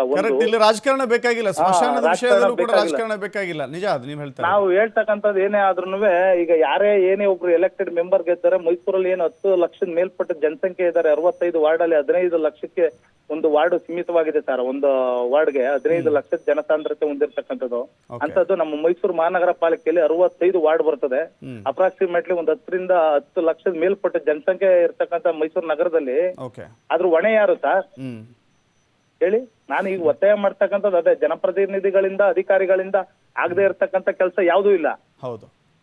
ಹಾಗಾಗಿ ಪಾಲಿಕೆ ಅಧಿಕಾರಿಗಳು ಈಗ್ಲಾದ್ರೂ ಸೂಕ್ತ ಗಮನ ಹರಿಸಿ ಈ ವಿಚಾರವಾಗಿ ನೀವು ಸೂಕ್ತ ಗಮನ ಹರಿಸಬೇಕು, ಸೂಕ್ತ ಕ್ರಮ ಕೈಗೊಳ್ಬೇಕು ಅಂತಕ್ಕಂಥದ್ದು ನಾನು ಈ ಮೂಲಕ ಒತ್ತಾಯ ಮಾಡಕ್ಕೆ. ಅಲ್ಲ, ತಮ್ಮನ್ನೇ ತಾವು ಮೈಸೂರು ಮಹಾರಾಜರಿಗೆ ಹೋಲಿಕೆ ಮಾಡ್ಕೊಂಡು ತಮ್ಮ ಬೆನ್ನನ್ನ ತಾವೇ ಶಬಾಸ್ಗಿರಿ ಕೊಟ್ಕೊಂಡು ನಾನು ಅಭಿವೃದ್ಧಿ ಮಾಡ್ಬಿಟ್ಟೆ ಅಂತ ಹೇಳ್ಕೊಳ್ಳುವಂತವ್ರು ಇದ್ದಾರಲ್ಲ, ಅವರು ಇತ್ತ ಗಮನ ಹರಿಸಬೇಕು ಅನ್ನೋದು ನಮ್ಮ ಒತ್ತಾಯ. ಹೌದು ಸರ್, ಖಂಡಿತ ಸರ್. ಈಗ ನೀವು ನೋಡಿ, ಸತ್ಯ ಯಾವತ್ತಿದ್ರು ಹೊರಗ್ ಬರುತ್ತೆ ಅನ್ನೋದಕ್ಕೆ ಇಲ್ಲಿ ನಿಮ್ಗೆ ಗೊತ್ತಾಗ್ತದೆ. ಇಲ್ಲಿ ಇಂಥ ಜ್ವಲಂತ ಸಮಸ್ಯೆಗಳು ಸಾಕಷ್ಟು ಇದಾವೆ ಹೇಳ್ತಾ ಹೋದ್ರೆ. ಈ ಸ್ಮಶಾನ ಒಂದೇ ಅಂತಲ್ಲ, ಯಾವ್ದೋ ಒಂದ್ ಮಾಡ್ಬಿಟ್ಟ ತಕ್ಷಣ ನಾನು ಮಾಡ್ಬಿಟ್ಟೆ, ಮೈಸೂರನ್ನ ಉದ್ಧಾರ ಮಾಡ್ಬಿಟ್ಟೆ, ಇದು ಮಾಡ್ಬಿಟ್ಟೆ ಅಂತಕ್ಕಂಥದನ್ನ ಸುಮ್ನೆ ಬೋರ್ಡ್ ಹಾಕೊಂಡು ಓಡಾಡ್ತಾರೆ. ಜನಗಳು ಗೊತ್ತಿಲ್ಲ, ಜನಗಳನ್ನ ದಿಕ್ ತಪ್ಸ ಅಂತ ಕೆಲಸ ಮಾಡ್ತಾ ಇದಾರೆ. ಹಾಗಾಗಿ ನಾನು ಹೇಳ್ತಕ್ಕಂಥದ್ದೇನೆ, ನಮ್ಗೆ ಇನ್ನೊಂದು ವಿಚಾರ ಬೇಡ, ಸಾರ್ವಜನಿಕವಾಗಿ ಎಷ್ಟು ಜನಕ್ಕೂ ಒಳ್ಳೇದಾಗ್ಬಹುದು ಇದನ್ನ ಆ ನಿಟ್ಟಲ್ಲಿ ಕೆಲಸ ಮಾಡಿ ಅಂತ ಅನ್ಬಿಟ್ಟು ತಮ್ಮಲ್ಲಿ ಈ ಮೂಲಕ ಖಂಡಿತವಾಗ್ಲೂ ಕೂಡ. ಇಲ್ಲಿ ನೋಡಿ, ಯಾವ್ದೇ ರಾಜಕಾರಣಿನೇ ಆಗ್ಲಿ, ಬಡವನೇ ಆಗ್ಲಿ, ಶ್ರೀಮಂತನೇ ಆಗ್ಲಿ, ಭೇದ ಭಾವ ಎಲ್ಲಿಲ್ಲ ಅಂತ ಹೇಳಿದ್ರೆ ಈ ಜಾಗದಲ್ಲಿ ಭೇದ ಭಾವ ಇಲ್ಲ. ಹೌದು ಸರ್, ಖಂಡಿತ. ಈ ಸ್ಮಶಾನ ಅನ್ನುವ ಜಾಗದಲ್ಲಿ ಭೇದ ಭಾವ ಇಲ್ಲ. ಹೌದು. ಇಲ್ಲಿ ರಾಜಕಾರಣನೂ ಇಲ್ಲ. ಹೌದು. ಆದ್ರೆ ಅಭಿವೃದ್ಧಿ ಆಗ್ಬೇಕು. ಅಟ್ಲೀಸ್ಟ್ ಸ್ಮಶಾನ ಅಂತ ಹೇಳಿದ್ರೆ ಕೆಲವರು ಹೇಳ್ತಾರೆ ನೋಡಿ, ಸತ್ತ ನಂತರದಲ್ಲಿ ಒಂದು ನೆಮ್ಮದಿ ಸಿಗುತ್ತೆ ಅಂತ ಹೇಳಿ. ಸಾವಿನ ನಂತರದಲ್ಲಿ ನೆಮ್ಮದಿ ಇದೆ ಅಂತ ಕೆಲವರು ಅಂದ್ಕೊಂಡಿದ್ದಾರೆ, ಗೊತ್ತಿಲ್ಲ ಅದು. ಆದ್ರೆ ಈ ಸ್ಮಶಾನದಲ್ಲಿ ನೆಮ್ಮದಿ ಅಲ್ಲಿರುವಂತವ್ರಿಗೆ ಇಲ್ಲ ಅಂತ. ಹೌದು ಸರ್, ಅಲ್ಲಿರುವಂತವ್ರಿಗೆ, ಅಲ್ಲಿ ಕೆಲಸ ಮಾಡ್ತಕ್ಕಂಥವ್ರು, ಅಲ್ಲಿಗೆ ಫೈನಲಿ ಅದು ಏನು ಕೊನೆಯಲ್ಲಿ ಆ ಅಂತಿಮ ವಿಧಿ ವಿಧಾನವನ್ನ ನೆಚ್ಕೊಡ್ತಕ್ಕಂಥವ್ರು ಏನು ಸಿಬ್ಬಂದಿಗಳಿದ್ದಾರೆ, ಅವ್ರಿಗೆ ಕೂಡ ಒಂದು ಬೇಸಿಕ್ ಏನ್ ಇದೆ ಸರ್, ಅವರು ಬಹಳ ನಿಕೃಷ್ಟವಾಗಿದೆ. ಅವರು ಇಲ್ಲ, ಅವ್ರನ್ನ ಕೇಳಬೇಕಾಗಿದೆ. ಇವರು ಏನೋ ಕಾಂಟ್ರಾಕ್ಟ್ ಬೇಸ್ ಅಲ್ಲಿ ಏನಾದ್ರು ಕೆಲಸ ಮಾಡ್ತಾ ಇದ್ದಾರಾ, ಹೊಟ್ಟೆಪಾಡಿಗಾಗಿ ಏನೋ ಈ ವಿಧಿವಿಧಾನ ಮಾಡುವಂತವ್ರು, ಶವ ಸಂಸ್ಕಾರ ಮಾಡುವಂತವ್ರು ಕೊಟ್ಟಿರುವಂತ ಹೊಟ್ಟೆಪಾಡಿಗೋಸ್ಕರನೇ ಕಾಂಟ್ರಾಕ್ಟ್ ಅಲ್ಲೇ ಮಾಡ್ತಾ ಇರ್ತಕ್ಕಂಥ ಕೆಲಸಗಳು ಸಾಕಷ್ಟು. ಆ ಹಣದಿಂದಲೇ ಬದುಕುವಂತ ಕುಟುಂಬಗಳ ಇವೆಲ್ಲ. ಹೌದು ಸರ್, ಹೌದು. ಬಹುತೇಕ ಕುಟುಂಬಗಳೆಲ್ಲ ಅದೇ ಹಣದಿಂದಲೇ ಬದುಕ್ತಕ್ಕಂಥವ್ರು, ಅಲ್ಲಿ ಕೆಲಸ ಮಾಡ್ತಕ್ಕಂಥವ್ರು, ಅದಕ್ಕೆ ಆಗಿ ಸೀಮಿತವಾಗಿರ್ತಕ್ಕಂಥ ಕುಟುಂಬಗಳೇ ಬೇಕಾದಷ್ಟು ಜನ ಇದಾವೆ ಸರ್. ದೊಡ್ಡ ಸ್ಮಶಾನ ಹೇಳ್ಕೊಳಕ್ ಮಾತ್ರ ನಾವು ಸ್ಮಶಾನ ಕಾಯುವವರನ್ನ ರುದ್ರನಿಗೆ ಹೋಲಿಸ್ತೀವಿ, ಈಶ್ವರನಿಗೆ ಹೋಲಿಸ್ತೀವಿ, ಸ್ಮಶಾನವಾಸಿ ಅಂತ ಕರಿತೀವಿ ಈಶ್ವರನನ್ನ. ಇನ್ನೊಂದು ಕಡೆ ಸತ್ಯ ಹರಿಶ್ಚಂದ್ರ ಕೂಡ ಸ್ಮಶಾನ ಕಾಯ್ತಾ ಇದ್ದ ಅಂತ ನಾವು ಪುರಾಣಗಳಲ್ಲಿ ಓದಿದ್ದೀವಿ, ಕೇಳಿದ್ದೀವಿ, ತಿಳ್ಕೊಂಡಿದ್ದೀವಿ. ಇಲ್ಲಿ ಆಧುನಿಕ ಸತ್ಯ ಹರಿಶ್ಚಂದ್ರ ಇದ್ದಾರಲ್ಲ, ಆಧುನಿಕವಾಗಿ ಈಗ ಸ್ಮಶಾನ ಕಾಯುವಂತ ಇದ್ದಾರಲ್ಲ, ಇವ್ರು ನಿಜವಾಗಿಯೂ ಕೂಡ ನಾವು ಇವ್ರನ್ನ ಯಾವ ನಿಕೃಷ್ಟ ಪ್ರಾಣಿಗಿಂತಲೂ ಕಡಿಯಾದ ಜೀವನದಲ್ಲಿ ನಾವು ನೋಡ್ತಾ ಇದ್ದೀವಲ್ಲ ಅಂತ. ಹೌದು ಸರ್. ಈಗ ಈಗ ಮಾಡ್ತಕ್ಕಂಥದ್ದು ಸತ್ತ ನಂತರದಲ್ಲಿ ಏನು ದೇಹದಿಂದ ಕಣ್ಣು ಕಾಣದಂತ ಬ್ಯಾಕ್ಟೀರಿಯಾಗಳು ಉತ್ಪತ್ತಿ ಆಗ್ತವೆ, ಅದು ಗಾಳಿಲಿ ಹರಡ ಅಂತ ಚಾನ್ಸಸ್ಗಳು ಇರ್ತವೆ. ಈ ಅದೇ ದಿನನಿತ್ಯ ಮಾಡ್ತಕ್ಕಂಥ ಕೆಲಸದವರು ಅವ್ರ ಏನಾರು ಅದು ಶುಚಿತ್ವವನ್ನು ಕಾಪಾಡ್ಕೊಳ್ಳಿಲ್ಲ ಅಂತಂದ್ರೆ ಇದು ಅವ್ರ ದೇಹದ ಮೇಲೂ ಗಂಭೀರವಾದ ಆರೋಗ್ಯದ ಮೇಲೆ ಗಂಭೀರವಾದ ಪರಿಣಾಮನ ಬೀಳ್ತದೆ. ಅವರು ಅನೇಕ ಕಾಯಿಲೆಗೆ ತುತ್ತಾಗಂತ ಪರಿಸ್ಥಿತಿಗಳು ಎದುರಾಗ್ತವೆ. ದಯಮಾಡಿ ಅದನ್ನು ಕೂಡ ನಾವು ಗಮನದಲ್ಲಿ ಇಟ್ಕೊಂಡು ಅವ್ರಿಗೂ ಒಂದು ಶುಚಿತ್ವ ಬಗ್ಗೆ ಮನವರಿಕೆ ಮಾಡಿಕೊಟ್ಟು ಅವ್ರಿಗೂ ಕೂಡ ಅವರ ಪ್ರಾಣ ರಕ್ಷಣೆ ಕೂಡ ನಮ್ಮ ಹೊಣೆತಾನೆ ಅದು ಸರ್. ನಾವು ಹೆಂಗೆ ಹೇಳೋಣ ಪವನ್ ಅವ್ರೆ ಹೆಂಗೆ ಹೇಳೋಣ? ಈಗ ಅವರು ವಾಸ ಮಾಡದೆ ಟಾಯ್ಲೆಟ್ ಅಲ್ಲಿ ಅಂದಾಗ ನಾವು ಸೂಕ್ಷ್ಮಾಣುಗಳ ಬಗ್ಗೆ, ಬ್ಯಾಕ್ಟೀರಿಯಾಗಳ ಬಗ್ಗೆ ಹೌದು ಯೋಚನೆ ಮಾಡ್ತಾ ಇದ್ದೀವಿ. ನೋಡಿ, ಯೋಚನೆ ಮಾಡ್ಲಿಕ್ಕೆ ನಮಗೆ ಆಗತ್ತಾ? ಅವರು ವಾಸ ಮಾಡದೆ ಟಾಯ್ಲೆಟ್ಗಳಲ್ಲಿ ಅಂತ ಹೇಳಿದಾಗ ನಮ್ಮ ಅಧಿಕಾರಿಗಳು ಎಂತ ನಿಕೃಷ್ಟ ಸ್ಥಿತಿಯಲ್ಲಿ ಅವ್ರನ್ನ ಇಟ್ಟಿದೆ ಅಂತ ಹೇಳಿ. ಹೌದು ಸರ್, ವ್ಯವಸ್ಥೆ ಹಿಂಗಿದೆ ಸರ್. ವ್ಯವಸ್ಥೆ ಈ ತರ ಹಿಂಗ್ ಕೂಡ್ಬಿಟ್ಟಿದೆ, ಏನ್ ಮಾಡೋಣ ಹೇಳಿ? ಇದು ಯಾವ ತರ ನಿಮ್ಮ ಈಗ ನಮ್ಮ ಪತ್ರಿಕಾ ರಂಗನೇ ಇದನ್ನ ಚಾಟಿ ಬೀಸಿ ಅದಕ್ಕೆ ಏನ್ ಮಾಡ್ಬೇಕು, ಅದು ಸೂಕ್ತ ರೀತಿಲಿ ನೀವು ಅದನ್ನ ಒಂದು ವ್ಯವಸ್ಥೆ ಸರಿ ಹೋಗೋ ತನಕ ನೀವು ದಯಮಾಡಿ ಇವತ್ತು ಒಂದು ಒಳ್ಳೆ ಕಾನ್ಸೆಪ್ಟ್ ನ ನೀವು ತಗೊಂಡು ಬಂದಿದ್ದೀರಿ. ಇವತ್ತು ಮೊದ್ಲಿಗೆ ತಮ್ಗೆ ಒಂದು ಅಭಿನಂದನೆ ವ್ಯಕ್ತಪಡಿಸ್ತೀನಿ. ದಯಮಾಡಿ ಇದು ನಿಮ್ಮಿಂದ ಸಾಧ್ಯ ಆಗುತ್ತೆ ಸರ್. ದಯಮಾಡಿ ಒಂದು ಮಾಧ್ಯಮ ವ್ಯವಸ್ಥೆ ಒಳಗೆ ಒಂದು ಬಲಿಷ್ಠವಾಗಿರ್ತಕ್ಕಂಥ ಅಸ್ತ್ರ. ದಯಮಾಡಿ ನೀವು ಈ ಪಾಲಿಕೆ ಅಧಿಕಾರಿಗಳಿಗೆ ಚುರುಕಿ ಮುಡ್ತಕ್ಕಂಥ ಕೆಲಸ ಮಾಡಿದ್ರೆ ಇದು ಸಮಸ್ಯೆ ಬಗೆಹರಿಯುತ್ತೆ ಅಂತ ನನ್ನ ಭಾವನೆ ಸರ್. ಎಸ್, ಖಂಡಿತವಾಗಿಯೂ ಕೂಡ ನಾವು ಜನರ ಪರವಾಗಿರಬೇಕು, ಜನರ ಸಮಸ್ಯೆಗಳಿಗೆ ಧ್ವನಿಯಾಗಿರಬೇಕು. ಆ ಕಾರಣಕ್ಕಾಗಿಯೇ ಜನಧ್ವನಿ. ಧನ್ಯವಾದಗಳು ನಮ್ಮ ಜೊತೆ ಮಾತನಾಡಿದ್ದಕ್ಕೆ ಪವನ್ ಅವರೇ. ಇದು ಅಲ್ಲಿನ ಜನಗಳ ಮಾತು. ಜನ ಕೂಡ ರೋಸಿ ಹೋಗಿದ್ದಾರೆ, ಪ್ರತಿನಿತ್ಯವೂ ಕೂಡ ನೋಡ್ತಾ ಇದ್ದಾರೆ. ಹೇಳಿ ಕೇಳಿ ಒಂದು ಪ್ರೈಮ್ ಏರಿಯಾದಲ್ಲಿರುವಂಥ ಸ್ಮಶಾನ ಇದು, ನಗರದ ಹೃದಯ ಭಾಗದಲ್ಲಿರುವಂಥ ಸ್ಮಶಾನ ಇದು. ಈ ಸ್ಮಶಾನದ ಸ್ಥಿತಿ ಹಿಂಗಿದೆ. ಎಸ್ ಮಂಜುನಾಥ್ ರೆಡ್ಡಿ, ಮೈಸೂರು ಮಹಾನಗರ ಪಾಲಿಕೆಯ ಸದಸ್ಯರು ನಮ್ಮ ಸಂಪರ್ಕಕ್ಕೆ ಬಂದಿದ್ದಾರೆ. ನಮಸ್ಕಾರ ಸರ್. ನಮಸ್ಕಾರ. ಈಗ ನಾವು ಸ್ಮಶಾನದ ಬಗ್ಗೆ ಮಾತನಾಡ್ತಿದ್ದೀವಿ ಸರ್. ಚಾಮುಂಡಿ ಬೆಟ್ಟದ ರಸ್ತೆಯಲ್ಲಿರುವಂಥ ಸ್ಮಶಾನದ ಬಗ್ಗೆ ಮಾತನಾಡ್ತಾ ಇದ್ವಿ. ಹೇಳಿ. ಅಲ್ಲಿನ ಅವ್ಯವಸ್ಥೆಗಳ ಬಗ್ಗೆ ತಮ್ಮ ಗಮನಕ್ಕೆ ಏನಾದ್ರು ಬಂದಿದ್ದುಂಟಾ? ನನಗೆ ಒಂದು ವಾರ ಮುಂಚೆ ಗಮನಕ್ಕೆ ಬಂದಿದೆ. ಓಕೆ. ನಾವು ಆ ಜಾಗಕ್ಕೆ ನಾನು ಕಾರ್ಪೊರೇಷನ್ ಹೆಲ್ತ್ ಆಫೀಸರು, ಇಂಜಿನಿಯರ್ಸ್ ಎಲ್ಲ ಹೋಗಿ ನೋಡಿದ್ದೀವಿ. ಓಕೆ. ಅಲ್ಲಿ ಬೋರ್ವೆಲ್ಸ್ ಇದೆ, ಬೋರ್ವೆಲ್ಸ್ ರಿಪೇರಿ ಆಗಿದೆ, ಅದಕ್ಕೆ ನಿನ್ನೆ ಕೆಲಸ ಶುರು ಮಾಡಿದ್ದಾರೆ. ಓಕೆ. ಕ್ಲೀನಿಂಗ್ ಆಲ್ಮೋಸ್ಟ್ ಶುರು ಆಗಿದೆ ಕೆಲಸ ಎಲ್ಲ. ರಸ್ತೆಗಳೆಲ್ಲ ನಿನ್ನೆ ಮೊನ್ನೆ ಕ್ಲೀನ್ ಆಗಿದೆ. ಆಲ್ಮೋಸ್ಟ್ ಒಂದು ವ್ಯವಸ್ಥೆಗೆ ಬಂದಿದೆ. ಓಕೆ. ಈಗ ಅಲ್ಲಿ ಕುಡಿಯೋ ನೀರು ಸಿಗ್ತಾ ಇದೆ ಇವತ್ತಿಗೆ? ಇವತ್ತಿಗೆ ಬೋರ್ವೆಲ್ ರೆಡಿ ಆಗುತ್ತೆ. ಬೋರ್ವೆಲ್ ಇವತ್ತು ರೆಡಿ ಆಗುತ್ತೆ. ಇವತ್ತು ರೆಡಿ ಆಗುತ್ತೆ. ಓಕೆ. ಅಂದ್ರೆ ನೀವು ವಿಸಿಟ್ ಮಾಡಿದ್ದು ಎಷ್ಟು ದಿನಗಳ ಹಿಂದೆ? ನಾನು 3 days ಬ್ಯಾಕ್ ಹೋಗಿದ್ದೆ. ನನಗೆ ಕಂಪ್ಲೇಂಟ್ ಬಂದಿತ್ತು, ಕಂಪ್ಲೇಂಟ್ ಬಂದಾಗ ಹೋಗಿದ್ದೆ. ನಿನ್ನೆನೆ ಎಲ್ಲ ರೆಡಿ ಮಾಡಿದ್ದೀನಿ, ಇವತ್ತಿಗೆಲ್ಲ ರೆಡಿ ಆಗುತ್ತೆ. ಸೊ ಅಲ್ಲಿ ಬೋರ್ವೆಲ್ ರಿಪೇರಿ ಮಾಡಿಬಿಟ್ರೆ ಸಮಸ್ಯೆಗಳೆಲ್ಲ ಪರಿಹಾರ ಆಗುತ್ತೆ ಅಂತ ಅಂದ್ಕೊಳ್ಬೋದಾ? ಒಂದು ಹಂತಕ್ಕೆ. ಇನ್ನೇನು ಸಮಸ್ಯೆ ಇದೆ ಸರ್ ತಾವು ಕಂಡುಕೊಂಡ ಹಾಗೆ ವಿಸಿಟ್ ಮಾಡಿದ್ಮೇಲೆ? ಇನ್ನೇನಿಲ್ಲ, ಸ್ವಲ್ಪ ಗಿರಿಗಂಟೆಗಳೆಲ್ಲ ಬೆಳ್ಕೊಂಡಿದೆ, ಅದನ್ನ ಕ್ಲೀನ್ ಮಾಡ್ಬೇಕು. ಅದಕ್ಕೆ ಟೆಂಡರ್ ಆಗ್ತಾ ಇದೆ, ಆಗಿದ ಕೂಡ ಅದು ಕ್ಲಿಯರ್ ಮಾಡ್ಕೊಡ್ತೀವಿ. ನಾವು ಇನ್ನೊಂದು ದೃಶ್ಯವನ್ನ ತೋರಿಸ್ತಾ ಇದ್ದೀವಿ, ಸಾಧ್ಯವಾದರೆ TV ಫೈಲ್ ನೀವು ಗಮನಿಸ್ಬೋದು. ಅಲ್ಲಿರುವಂಥ ಸಿಬ್ಬಂದಿ, ಸ್ಮಶಾನದಲ್ಲಿ ಕೆಲಸ ಮಾಡುವಂಥ ಸಿಬ್ಬಂದಿ ಟಾಯ್ಲೆಟ್ಗಳಲ್ಲಿ ವಾಸ ಮಾಡ್ತಾರೆ. ಟಾಯ್ಲೆಟ್ ಅಲ್ಲಿ ಯಾರು ವಾಸ ಮಾಡ್ತಾ ಇಲ್ವಲ್ಲ? ನಾನು ನಿನ್ನೆ ಅದನ್ನೇ ನಾವು ತೋರಿಸ್ತಾ ಇದ್ದೀವಿ. ಅಲ್ಲಿರುವಂಥ ಕೆಲಸ ಮಾಡುವಂಥವ್ರು ಅವರು ನಿದ್ದೆ ಮಾಡೋದು, ರೆಸ್ಟ್ ತೆಗೆದುಕೊಳ್ಳೋದು ಟಾಯ್ಲೆಟ್ಗಳಲ್ಲಿ. ಇಲ್ಲಿ ನಮ್ಮ ಗಮನಕ್ಕೆ ಯಾವುದು ಬಂದಿಲ್ಲ. ಹಂಗಿದ್ರೆ ನಾವು ಹೋಗಿ ಇವತ್ತು ಮತ್ತೆ ಸರ್, ಇಡೀ ಕರ್ನಾಟಕದ ಜನತೆ ನಮ್ಮ TV5 ಮೂಲಕ ಈ ದೃಶ್ಯಗಳನ್ನು ವೀಕ್ಷಣೆ ಮಾಡ್ತಾ ಇದೆ. ನಿಮ್ಮ ಗಮನಕ್ಕೆ ಬಂದಿಲ್ಲ ಅನ್ನೋದಕ್ಕಿಂತ ಹೆಚ್ಚಾಗಿ ನಾವು ನಿಮ್ಮ ಗಮನಕ್ಕೆ ತರ್ತಾ ಇದ್ದೀವಿ. ತುಂಬಾ ಧನ್ಯವಾದಗಳು. ನಾನು ಈಗಲೇ ಹೋಗಿ ಅದನ್ನು ಪರಿಶೀಲನೆ ಮಾಡ್ತೀನಿ. ಅಲ್ಲಿ ಏನ್ ಪರ್ಯಾಯ ವ್ಯವಸ್ಥೆ ಏನ್ ಮಾಡ್ಬೋದು? ಅಲ್ಲಿ ಉಳ್ಕೊಳ್ಳಕ್ಕಂತೂ ಯಾರು ಇಲ್ಲ, ಒಬ್ಬ ಸೆಕ್ಯೂರಿಟಿ ಯಾರು ಇರಲಿಲ್ಲ. ಸೆಕ್ಯೂರಿಟಿ ಇಡಕ್ಕೆ ನಿನ್ನೆ ಕಾರ್ಪೊರೇಷನ್ ಹೆಲ್ತ್ ಆಫೀಸರ್ ಹೇಳಿದ್ದಾರೆ. ಸೆಕ್ಯೂರಿಟಿ ವ್ಯವಸ್ಥೆ ಮಾಡ್ತಾ ಇದೀವಿ. ಅಲ್ಲ ಸರ್, ಅವ್ರು ಉಳ್ಕೊಳ್ಳೋಕೆ ಏನು ವ್ಯವಸ್ಥೆ ಮಾಡ್ಬೋದು? ಸೆಕ್ಯೂರಿಟಿ ವ್ಯವಸ್ಥೆ ಮಾಡ್ತೀರಿ ಸರಿ, ಅವ್ರು ಉಳ್ಕೊಳ್ಳೋಕೆ ಅಲ್ಲಿ ಇರೋಕ್ಕೆ, ವಾಸ ಮಾಡೋಕ್ಕೆ. ಈಗ ಮಳೆ ಬಂತು ಅಂದರೆ ಒಂದೇನಾದ್ರು ರಕ್ಷಣೆ ಪಡಿಬೇಕಲ್ಲ, ಎಲ್ಲಿ ಹೊಡೋಗ್ಬೇಕು ಆ ಸಿಬ್ಬಂದಿ? ಎಲ್ಲಿ ರಕ್ಷಣೆ ಪಡಿಬೇಕು? ಅವ್ರು ಟಾಯ್ಲೆಟ್ಗಳಲ್ಲೂ ಕೂತ್ಕೋತಾರೆ, ಅಲ್ಲೇ ಒಂದು ಚಾಪೆ ಹಾಕೊಂಡು ನಿದ್ದೆ ಮಾಡ್ತಿದ್ದಾರೆ. ದೃಶ್ಯಗಳಲ್ಲಿ ನಾವು ತೋರಿಸ್ತಾ ಇದ್ದೀವಿ, ಲೈವ್ ಟೆಲಿಕಾಸ್ಟಲ್ಲಿ ತೋರಿಸ್ತಾ ಇದ್ದೀವಿ. ನಾನು ಸ್ಥಳಕ್ಕೆ ಒಂದು ಪರಿಶೀಲನೆ ಮಾಡಿ ತಮಗೆ ಮತ್ತೆ ವರದಿ. ಸರ್, ನಿಮ್ಮನ್ನು ಯಾವಾಗ ಸಂಪರ್ಕ ಮಾಡ್ಬೋದು ನಾವು? ಮತ್ತೆ ಎನಿ ಟೈಮ್ ನೋ ಪ್ರಾಬ್ಲಮ್. ನಾನೀಗ 1 ಅವರ್ ಬಿಟ್ಟಾದ್ಮೇಲೆ ನಾನು 1.5 ಅವರ್ ಯಾಕೆ ಬಿಟ್ಟು ಅಂತ ಹೇಳಿದ್ರೆ ಸರ್, ಒಂದು ಸ್ಮಶಾನದ ವ್ಯವಸ್ಥೆನೇ ಹಾಳಾಗೋಗಿದೆ. ಅಲ್ಲಿ ಶುಚಿತ್ವ ನೀವು ಕೇಳಲೇಬೇಡಿ. ಗಿಡಗಂಟೆಗಳೆಲ್ಲ ಬೆಳೆದುಕೊಂಡಿದೆ, ಕ್ಲೀನಿಂಗ್ ಮಾಡಿಲ್ಲ. ನನಗೆ ಹೆಚ್ಚು ಕನ್ಸರ್ನ್ ಇರುವಂಥದ್ದು ಅಲ್ಲಿ ವಾಸ ಮಾಡುವಂಥ, ಅಲ್ಲಿ ಕೆಲಸ ಮಾಡುವಂಥ ಸಿಬ್ಬಂದಿಗಳು. ಅವರು ಮನುಷ್ಯರೇ ತಾನೆ ನಮ್ಮ ಹಾಗೆ. ಹೌದೌದು. ಒಬ್ಬ ವ್ಯಕ್ತಿ ಟಾಯ್ಲೆಟಲ್ಲಿ ಮಲಗ್ತಾನೆ ಅಂತ ಅಂದಾಗ ಅದನ್ನು ನಾವು ನೋಡಿ ಸುಮ್ಮನಿರಕ್ಕಾಗತ್ತಾ? ಇಲ್ಲ, ನಾನು ಈಗಲೇ ಆ ಹೋಗ್ತೀನಿ. ದೃಶ್ಯಗಳನ್ನ ನಾವು ಕಣ್ಣಿಂದ ನೋಡೋಕ್ಕಾಗತ್ತಾ? ಹ್ಮ್. ಅದಷ್ಟೇ ಕನ್ಸರ್ನ್. ಅವರು ನಮ್ಮ ಹಾಗೆ ಮನುಷ್ಯರೇ. ಹೌದೌದು. ಅವ್ರಿಗೂ ನಮಗೆ ಹೇಗೆ ಜೀವ ಇಂಪಾರ್ಟೆಂಟು, ಅವ್ರಿಗೂ ಅದು ಜೀವ ಇಂಪಾರ್ಟೆಂಟು. ಅವ್ರಿಗೊಂದು ಪ್ರತ್ಯೇಕವಾಗಿ ವಾಸಕ್ಕೆ ಕೊಠಡಿಗಳನ್ನು ಕಟ್ಟಿ ಕೊಡ್ಬೋದಾ ಅಂತ ಕೇಳ್ತಾ ಇದ್ದೀನಿ ಸರ್ ನಾನು. ಕೊಡ್ಬೋದು. ಆ ವ್ಯವಸ್ಥೆಯನ್ನು ನಿಮ್ಮ ಮಂಜುನಾಥ್ ರೆಡ್ಡಿ ಅವ್ರನ್ನ ನಾವು ನಂಬೋದು. ಮೈಸೂರು ಮಹಾನಗರ ಪಾಲಿಕೆ ಸದಸ್ಯರಾಗಿದ್ದಾರೆ. ಮಹಾನಗರ ಪಾಲಿಕೆಯ ಜನರಲ್ ಬಾಡಿ ಮೀಟಿಂಗಲ್ಲಿ ನೀವು ಇದನ್ನು ರೈಸ್ ಮಾಡ್ತಿರೋ, ಇನ್ಯಾವುದೋ ಮೀಟಿಂಗ್ಗಳಲ್ಲಿ ಅದು ರೈಸ್ ಮಾಡ್ತಿರೋ ಗೊತ್ತಿಲ್ಲ. ಇದು ನಿಮ್ಮ ಭರವಸೆ ಮೇರೆಗೆ ನಾವು ನಂಬೋದು ಅಲ್ಲಿ ವ್ಯವಸ್ಥೆ ಆಗುತ್ತೆ ಅಂತ. ನಂಬೋದು. ಎಸ್, ಧನ್ಯವಾದಗಳು ಮಂಜುನಾಥ್ ರೆಡ್ಡಿ ಅವರೇ ನಮ್ಮ ಜೊತೆ ಮಾತನಾಡಿದ್ದಕ್ಕೆ. ಇದು ಮೈಸೂರು ಮಹಾನಗರ ಪಾಲಿಕೆಯ ಸದಸ್ಯರ ಮಾತು. ನಾನು ಫಾಲೋಅಪ್ ಮಾಡ್ತೇನೆ, ಭೇಟಿ ಕೊಡ್ತೇನೆ, ಅದಕ್ಕೆ ಪರಿಹಾರವನ್ನು ಕಂಡುಕೊಳ್ಳುವ ನಿಟ್ಟಿನಲ್ಲಿ ಕೂಡ ಯೋಚನೆ ಮಾಡ್ತೀನಿ ಅಂತ ಹೇಳಿದ್ದಾರೆ. ನಾವು ಕೂಡ ಫಾಲೋಅಪ್ ಮಾಡ್ತೀವಿ. ನಮ್ಮ ಪ್ರತಿನಿಧಿ ಪುನೀತ್ ಈ ವರದಿಯನ್ನು ಕಳಿಸ್ಕೊಟ್ಟಿದ್ದಾರೆ. ಮಾತ್ರವಲ್ಲ, ಆ ಮುಂದಿನ ಬೆಳವಣಿಗೆಗಳ ಬಗ್ಗೆ ಸಮಸ್ಯೆ ಇತ್ಯರ್ಥವಾಗುವವರೆಗೂ ಕೂಡ ಪುನೀತ್ ಅದನ್ನು ಫಾಲೋಅಪ್ ಮಾಡ್ತಾರೆ.